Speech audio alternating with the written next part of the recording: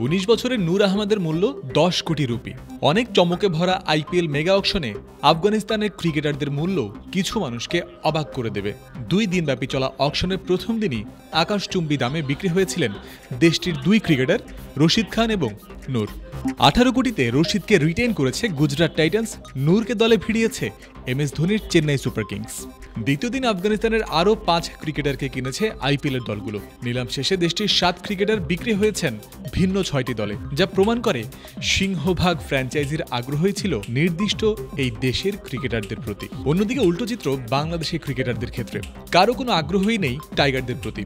মুস্তাফিজুর রহমান, রিশাদ হোসেনকে নিলামে তোলা হলেও কিনতে চায়নি কেউ। সাকিব আল হাসান, লিটন দাস সহ বাকি 10 জন তো থেকেছেন আনকল্ড, অর্থাৎ নিলামে তোলার প্রয়োজন মনে করেনি ফ্র্যাঞ্চাইজিগুলো। আইপিএল মেগা অকশনের চূড়ান্ত তালিকায় ঠাঁই পেয়েছিলেন 12 জন বাংলাদেশি। অন্যদিকে আফগানিস্তান থেকে চূড়ান্ত করা হয়েছিল 18 জন ক্রিকেটারকে। এখানেও বাংলাদেশিদের কদর কতটা কম সেটা বোঝা যায়। প্রথম দিন নূরের পর দ্বিতীয় দিন এক ঝাঁক আফগান ক্রিকেটারের ভাগ্য খোলে। মোহাম্মদ গাজানফারকে 4.8 কোটিতে কেনে মুম্বাই ইন্ডিয়ান্স, আজবাতুল্লাহ ওমরজাইকে 2.4 কোটি রুপিতে কেনে পাঞ্জাব কিংস, গুরবাজকে 2 কোটিতে রেখে দেয় কেকেআর। সমান দামে ফজল হক ফারুকের ঠিকানা রাজস্থান রয়্যালস। 250-টিরও বেশি ডিজাইন অপশন নিয়ে ওয়ালটন স্মার্ট ফ্রিজ, বোঝে আপনার প্রয়োজন।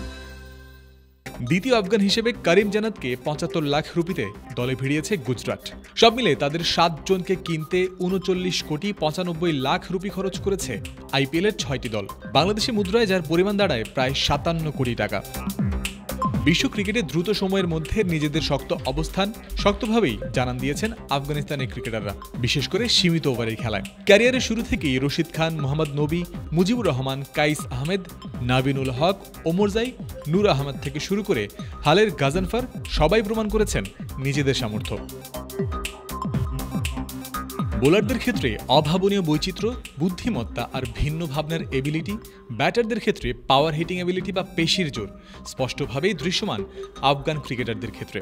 এই সকল সামর্থ্যের কথা বিবেচনায় নিলে অনেকটাই পিছিয়ে থাকার কথা বাংলাদেশের ক্রিকেটারদের। 3 ফরম্যাটের মধ্যে টি-20তেই বাংলাদেশ দল এবং ক্রিকেটারদের পারফরম্যান্স প্রদর্শনীর সবচেয়ে খারাপ চিত্র দেখা যায়। এই কথাও হয়তো তেতো সত্যি।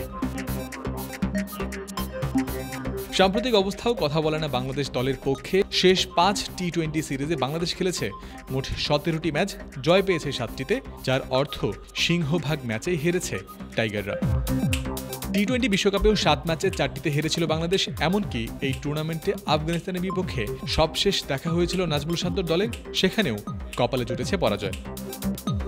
2025 সালের আইপিএল আসরটা বাংলাদেশিদের ছাড়াই কাটাবে টাইগার ভক্তরা। সাকিব, মুস্তাফিজদের না দেখতে পেয়ে উন্মাদনা হয়তো কিছুটা কমবে তাদের, তবে ধ্রুব সত্য হলো এবারের অকশন বাংলাদেশি ক্রিকেট নিয়ে বিশ্ব পরিমণ্ডলের আগ্রহ কতটা সেটাও চোখে আঙুল দিয়ে দেখিয়ে দিল। জয়ন্ত বিন্দু, ক্রিক ফ্রেন্সি।